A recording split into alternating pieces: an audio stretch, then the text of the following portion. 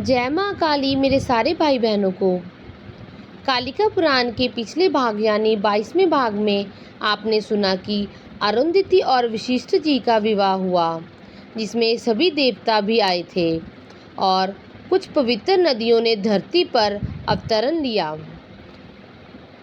आज हम बात करने जा रहे हैं कालिका पुराण के 23वें भाग की।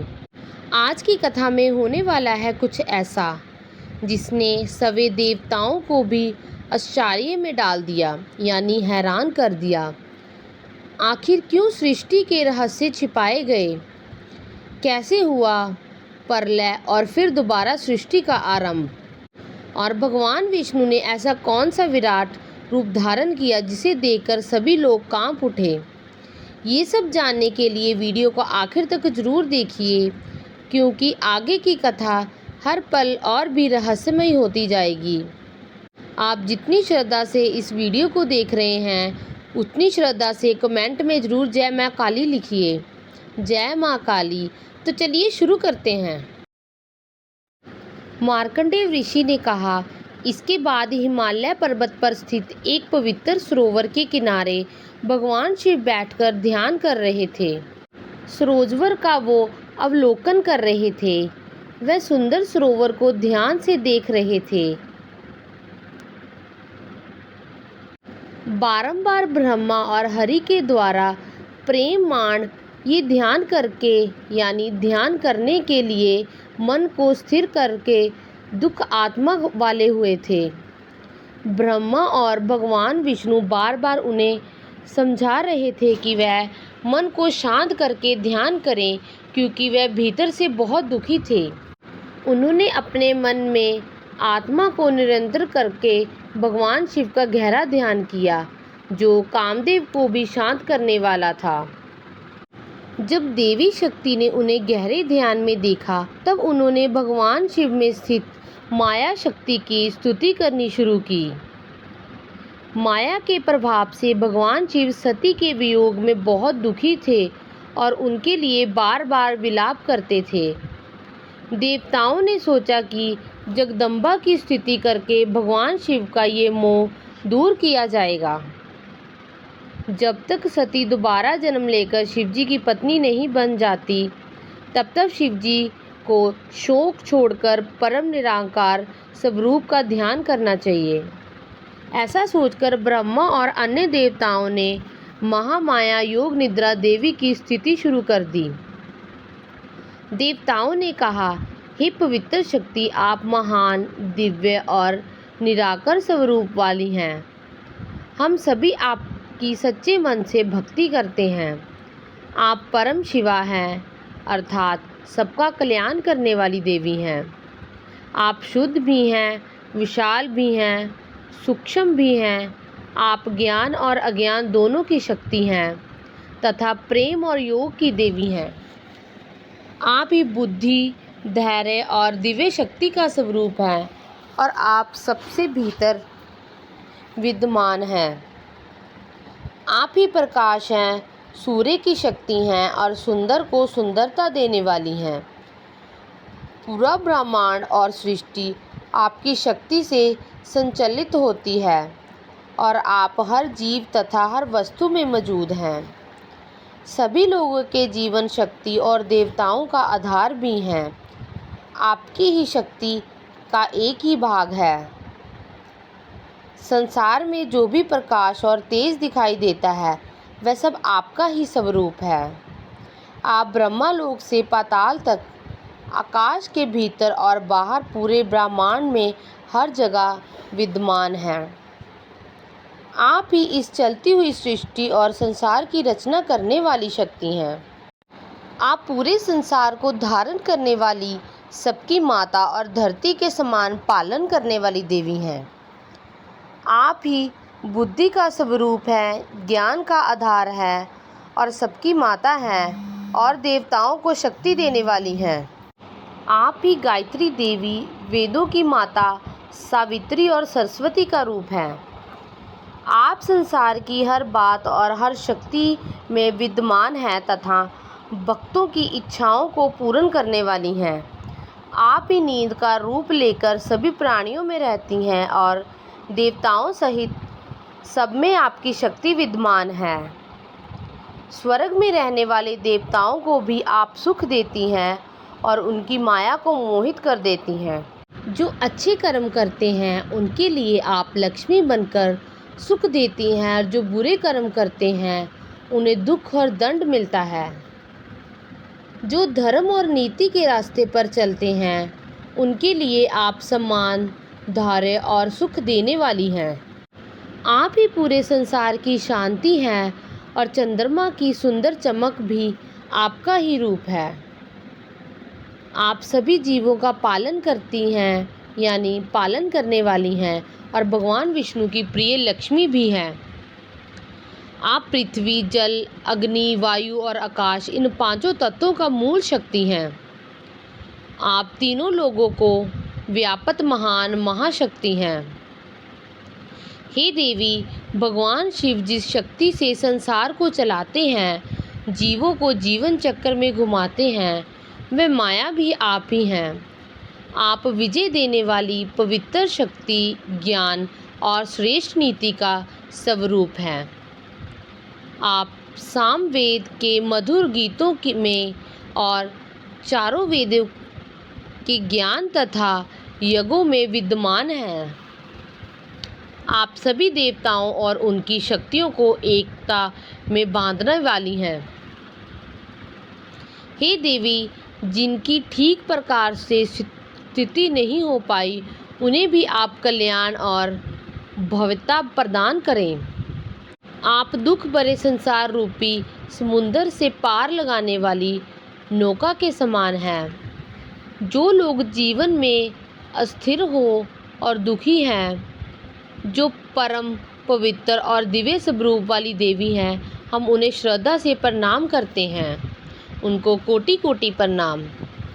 आप शरीर और मन में सुख, शांति और जीवन देकर सभी प्राणियों का पालन करती हैं।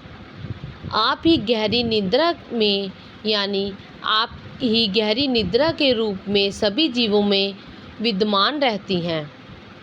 हे देवी, आप हर धर्म, यानी आप हम पर धैर्य, स्मरण शक्ति और शुभ विचारों के रूप से कृपा करें।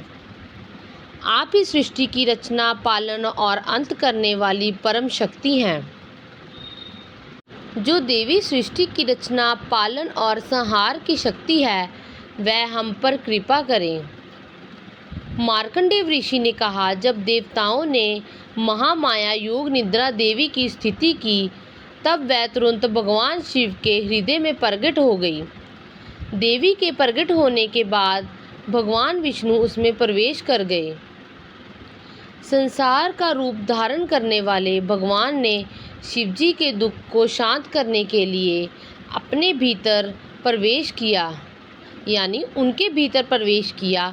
हर कल्प में ऐसा ही करते रहे। भगवान विष्णु ने सृष्टि, पालन और संहार का ऐसा दिव्य रूप दिखाया जैसे सती के जीवन में उनके पूजनीय स्वरूप में था।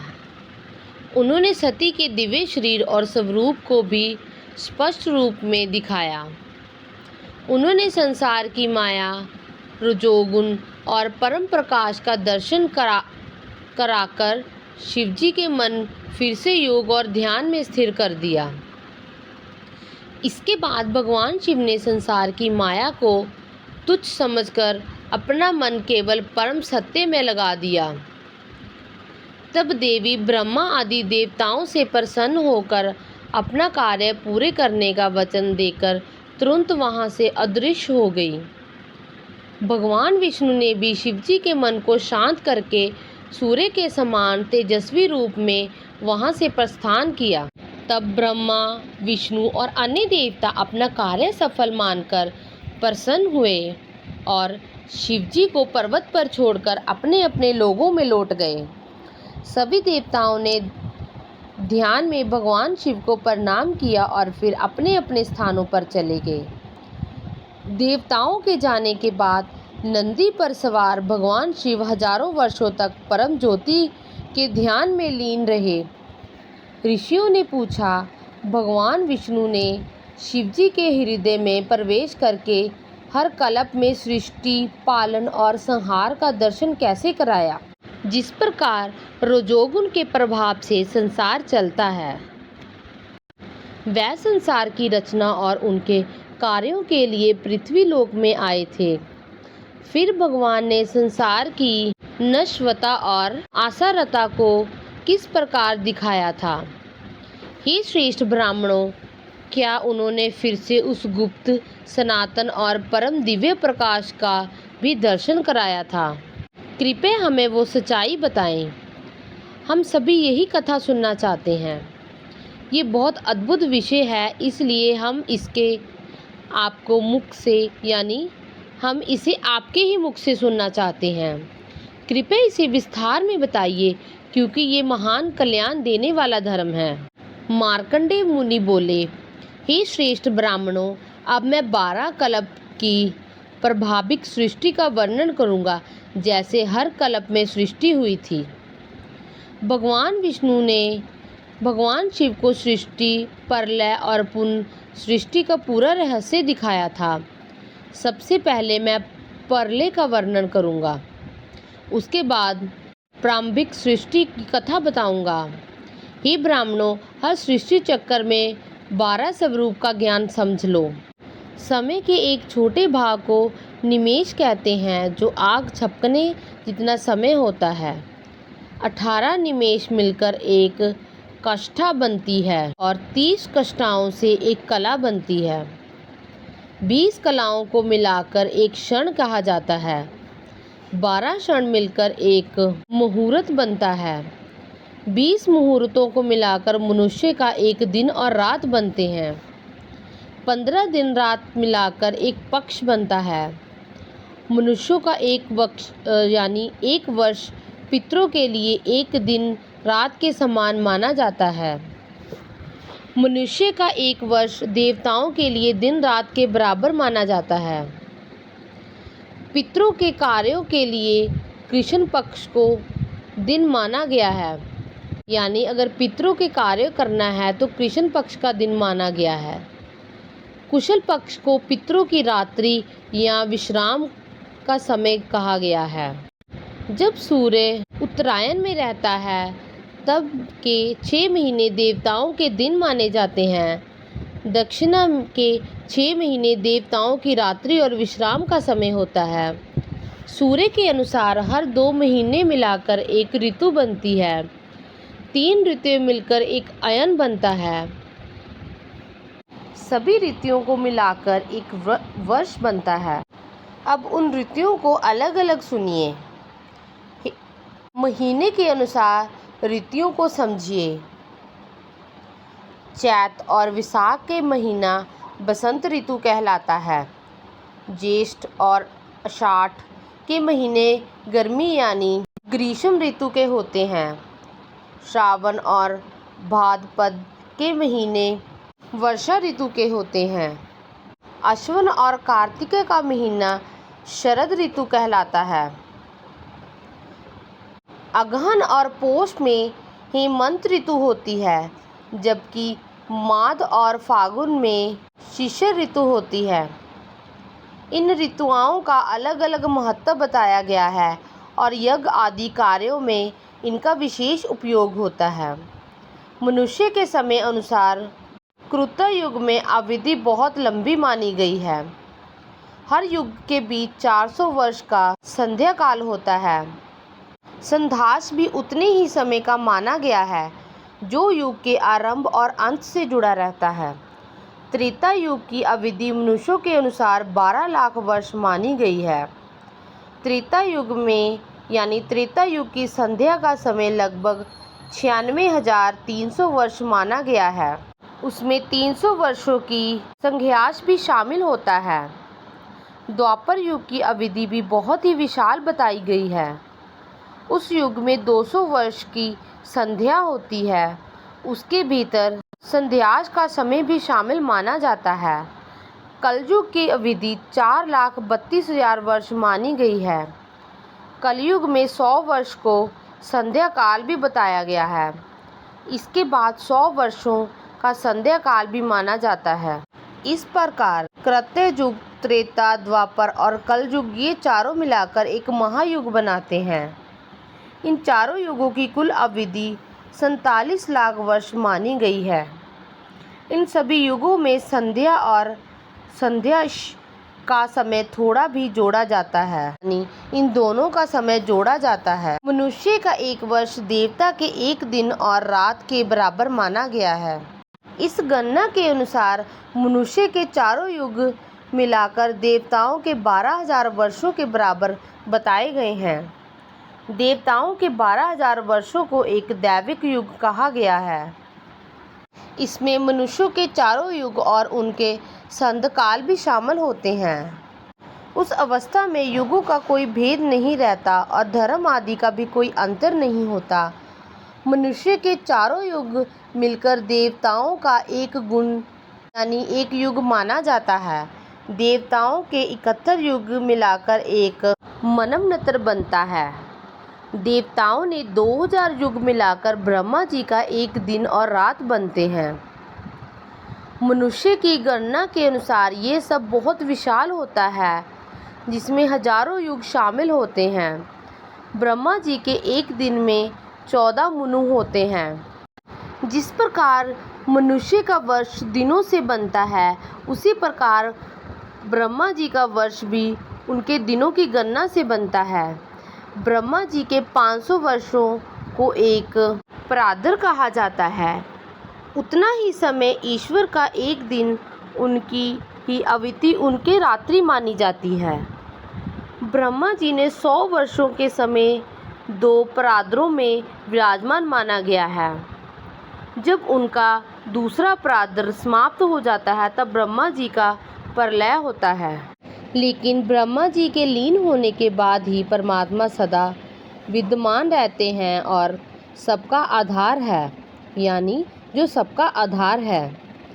ब्रह्मा जी के दिन और रात के समय को मिलाकर उसके आधे भाग को प्राद्य कहा जाता है, यानी प्राधर कहा जाता है। संसार के स्वामी परमात्मा अविनाशी और कभी ना समाप्त होने वाला, जो परमात्मा सबसे बड़ा और सबसे सूक्ष्म है, उसके लिए दिन रात या वर्ष जैसी कोई भी सीमा नहीं होती। लेकिन सृष्टि और प्रलय को समझने के लिए पुराणों में दिन रात और समय की कल्पना की जाती है। वही परम शक्ति रात्रि, वर्षा, पृथ्वी और सृष्टि की रचयिता भगवान शिव का रूप है।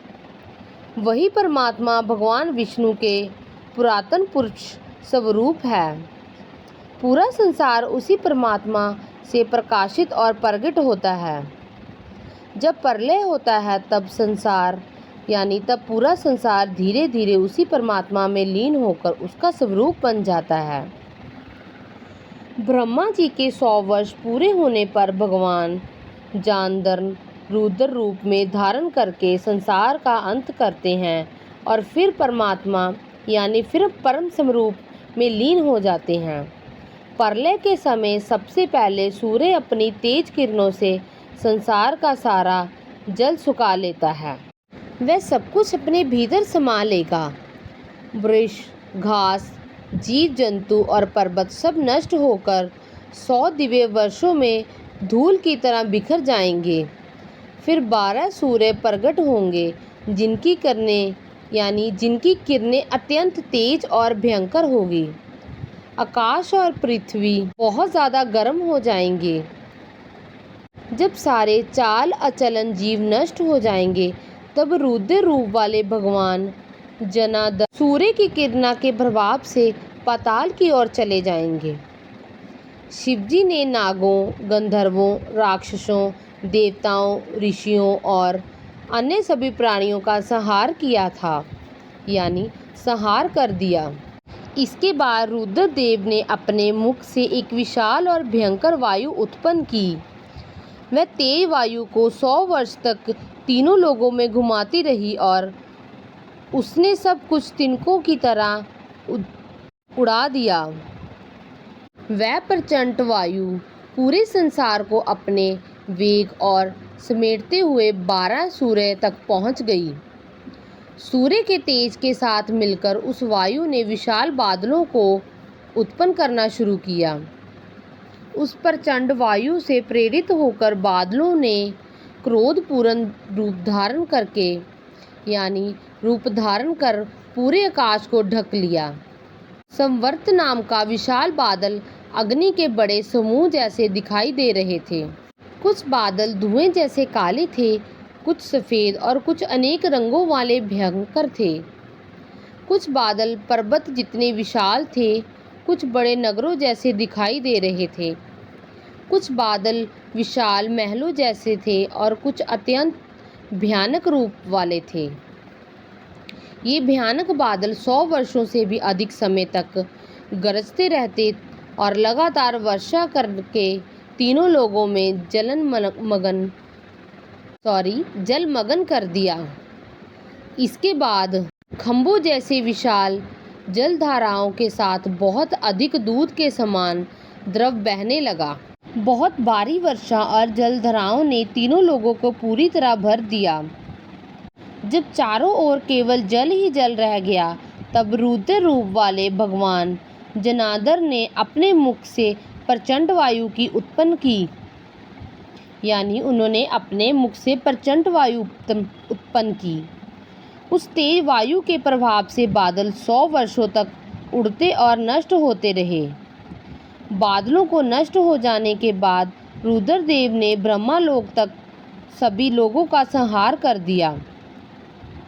जब सभी लोग नष्ट हो गए, तब वह 12 अदितियों यानी 12 सूर्य के पास गए। भगवान हर अत्यंत तेज गति से वहां पहुंचे और उन्हें यानी उन 12 सूर्य को अपने भीतर समा लिया। उन सूर्य का तेज भीतर स्थित होकर अत्यंत प्रचंड प्रकाश देने वाला लगा। इसके बाद कालागिन जैसे शक्तिशाली रुद्रदेव प्रकट हुए और उन्होंने पूरे ब्रह्मांड को चूर्ण कर दिया। ब्रह्मांड को नष्ट करते हुए उन्हें पृथ्वी को भी पूरी तरह मिटा दिया। भगवान हरि ने अपनी योग शक्ति से सारे जल को अपने भीतर धारण कर लिया। ब्रह्मांड के भीतर और बाहर का सारा जल एक समान हो गया।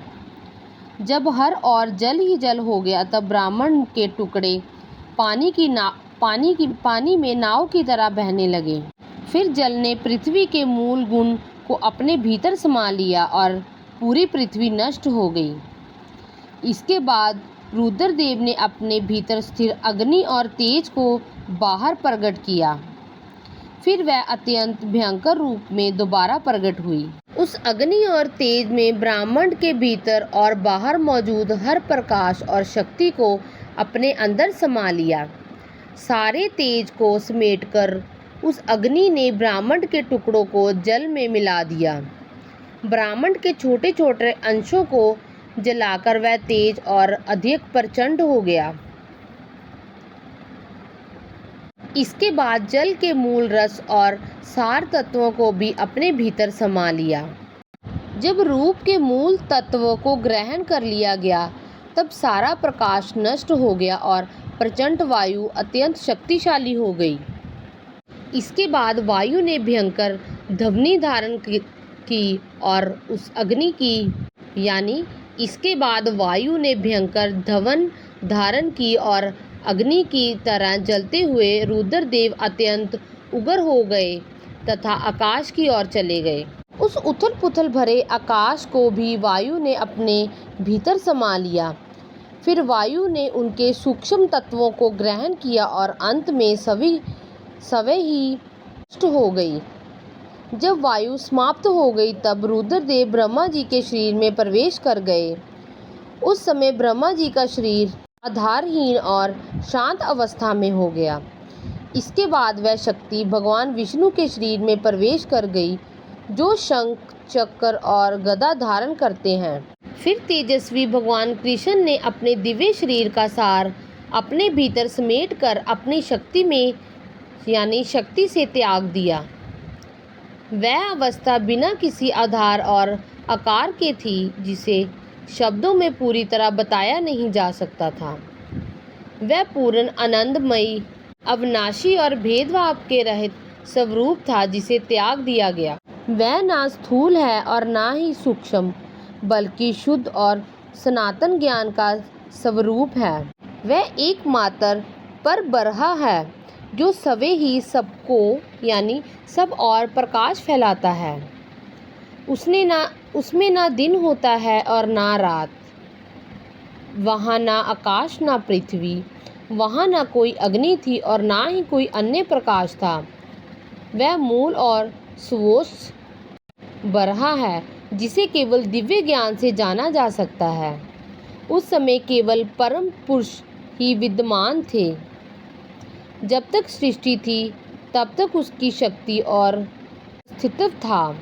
केवल एक परम तत्व था, उसी से फिर सृष्टि उत्पन्न हुई है, क्योंकि कभी सूक्ष्म तत्व प्रकृति में ही स्थित थे। प्राकृत प्रलय में अहंकार और महत्व समाप्त हो गया। जो अव्यक्त और प्रलय से भी परे था, वह भी प्रकृति में स्थित था। इसी कारण इसे प्राकृतिक प्रलय कहा जाता है। हे ब्राह्मणों, मैंने आपको प्राकृतिक प्रलय का ये महान वर्णन बता दिया। प्रारंभिक सृष्टि का वर्णन सुनिए। अब मैं बात करने जा रही हूँ आदि सृष्टि के वर्णन का।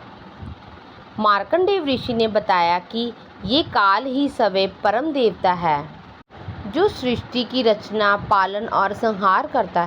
प्रलय समाप्त होने के बाद फिर से सृष्टि रचना की इच्छा उत्पन्न हुई। उस समय ज्ञान स्वरूप परब्रह्म विष्णु के मन में सृष्टि करने की इच्छा जागी। इसके बाद भगवान की इच्छा से प्रकृति में हलचल उत्पन्न हुई। प्रकृति के सत्व, रज और तम ये 3 गुण प्रकट हुए और सृष्टि का कार्य शुरू हुआ। जिस तरह किसी वस्तु के पास रहने से उसका प्रभाव पड़ता है, उसी प्रकार परमेश्वर की शक्ति से संचार संचालित होता है। वह शक्ति दोष और गुण दोनों के कारण बनती है। वह शक्ति सृष्टि के विस्तार और संचलन दोनों का विद्यमान रहती है। परमेश्वर केवल अपनी इच्छा से ही सृष्टि की रचना कर देते हैं। इसके बाद संसार के स्वामी ने फिर से प्रकृति में हलचल उत्पन्न की। जब सत्व, रज और तम गुण संतुलन हुए, तब सृष्टि के समय में विभिन्न तत्वों और शक्तियों की उत्पत्ति होने लगी। ईश्वर की इच्छा से सबसे पहले महत्व प्रकट हुए, जो सृष्टि का मुख्य तत्व था। महत्व के आगे अहंकार की उत्पत्ति हुई। ये अहंकार 3 प्रकार का था: सात्विक, तेजस्वी और तामसिक। सबसे पहले अहंकार की उत्पन्न हुआ। वे 3 प्रकार का अहंकार की पंचभूतों और इंद्रियों का कारण बना। महत्व ने उत्पन्न होते ही अहंकार को अपने भीतर समा लिया। उस अहंकार में 5 सूक्ष्म तत्व उत्पन्न हुए। सबसे पहले शब्द, फिर रस और अंत में गंध आदि सूक्ष्म तत्व कर्म से उत्पन्न हुए। अहंकार ने उन सभी सूक्ष्म तत्वों को अपने भीतर समाहित कर लिया। परमेश्वर ने शब्द और सूक्ष्म तत्वों से आकाश की उत्पत्ति की। उस भूत तत्व ने शब्द तन्मात्रा को अपने भीतर समाहित कर लिया। शब्द और स्पर्श तन्मात्रा के स्पर्श गुण वाले वायु तत्व उत्पन्न हुआ। आकाश और वायु के मिलन से प्रकाशमान तेज यानी अग्नि उत्पन्न हुई। इसके बाद वायु और तेज से प्रभाव से जल की उत्पत्ति हुई। जल रस तन्मात्रा से युक्त होकर चारों ओर फैल गया। जल भी भगवान विष्णु के आधारभूत शक्ति माना गया है। उस शक्ति ने वायु से उत्पन्न कंपन और गति को धारण किया। सबसे पहले परमेश्वर ने अपनी सृष्टि का बीज उत्पन्न किया।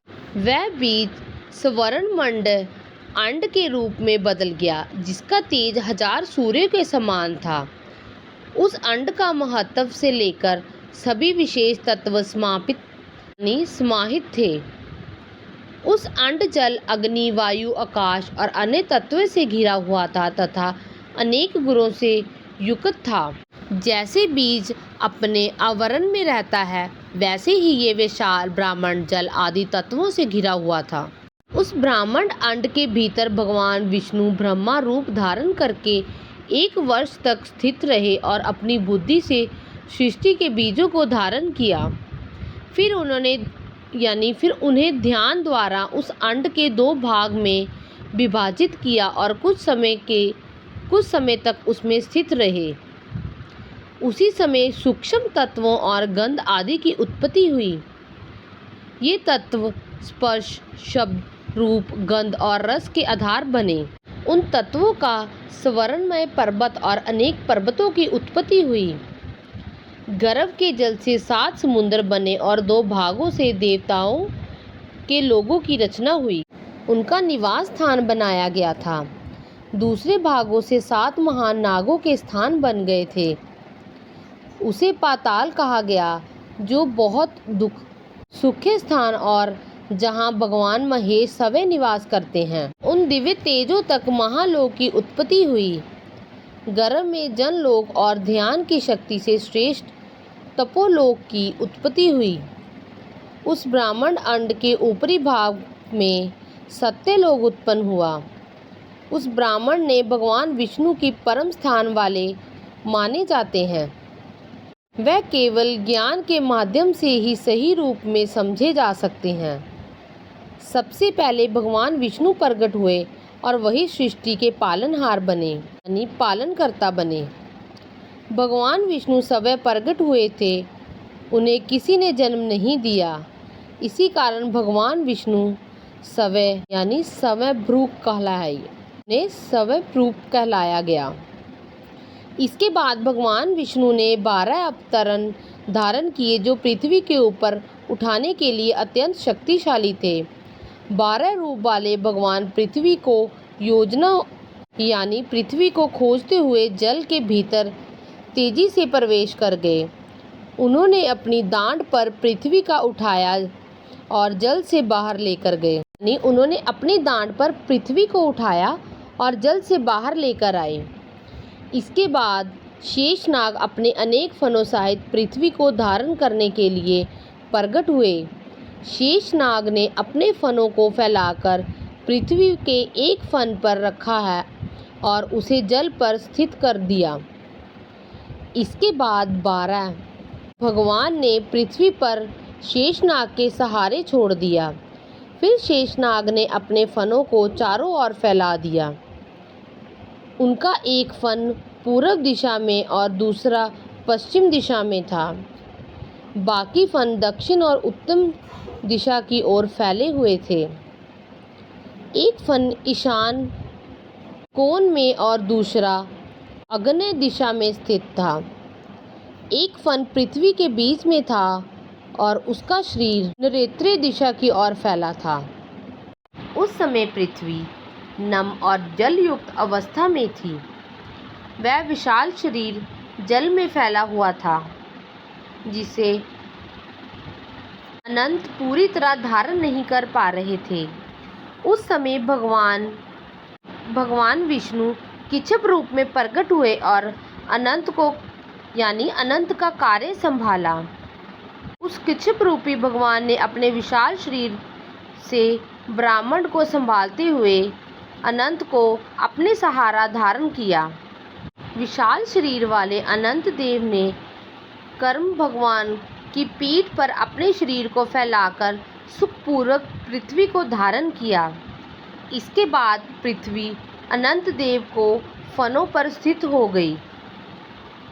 12 भगवान ने पृथ्वी को पूरी तरह स्थिर और मजबूत बना दिया। उन्होंने मेरु पर्वत को पकड़कर पृथ्वी पर स्थापित कर दिया। फिर वह पृथ्वी के भीतर प्रवेश कर गए। 12 भगवान के प्रभाव पर वह विशाल पर्वत 16,000 योजन तक नीचे रसातल में चले गए। मेरु पर्वत के ऊपरी भाग 20,000 योजन तक फैला हुआ था। लेकिन देवताओं द्वारा की गई इस स्थिति के बाद आखिर ऐसा क्या हुआ कि सवे सृष्टि के रहस्य खुलने लगे? कैसे भगवान शिव सती के वियोग में डूबे और क्यों देवताओं ने महामाया की शरण लेनी पड़ी। आगे की कथा में आपको देखने मिलेगा महामाया की अद्भुत प्रभाव, देवताओं की प्रार्थना और सृष्टि का ऐसा रहस्य जिसे सुनकर आप चौंक जाएंगे। तो अगर आप जानना चाहते हैं कि आगे क्या हुआ तो अगले भाग के लिए बिल्कुल मिस मत कीजिए। अगले भाग को बिल्कुल मिस मत कीजिए। अगर आपको मेरी वीडियो अच्छी लगी तो मेरे चैनल को लाइक कीजिए, सब्सक्राइब कीजिए, कमेंट कीजिए, शेयर कीजिए। जय माँ काली, जय माँ काली।